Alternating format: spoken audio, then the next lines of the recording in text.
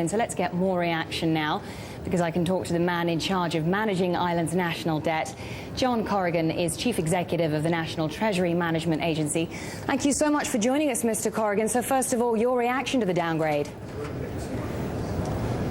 Well, Standard and Poor's last reviewed the Irish credit rating in June 2009, and obviously a lot of events have happened since then, both nationally and internationally. So while it's somewhat disappointing, given what has happened in the intervening period, the downgrade is hardly that surprising.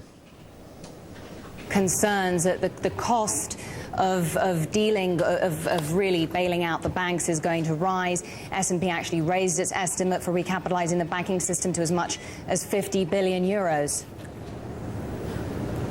Well, S&P in that estimate are at the very extreme end of analyst estimates. It is a very extreme estimate of the cost of bailing out the banking system.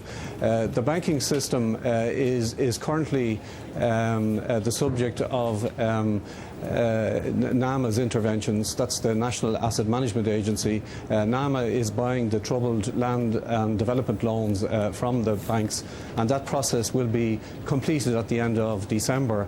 In the intervening period, there's bound to be a high level of uncertainty around the cost of NAMA's interventions. One of the issues that we have taken issue with Standard & Poor's is that their measure of net debt does not conform, by their own admission, with any internationally accepted definition of net debt.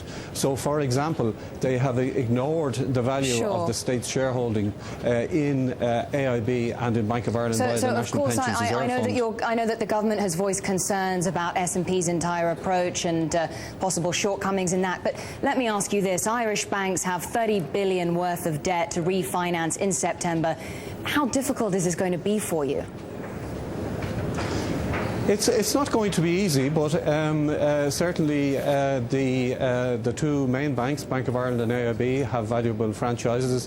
Bank of Ireland was recently recapitalised with substantial international institutional participation in that recapitalisation, and AIB is currently in the process of selling off assets to reinforce its capital base. So the banks will be able to refinance themselves.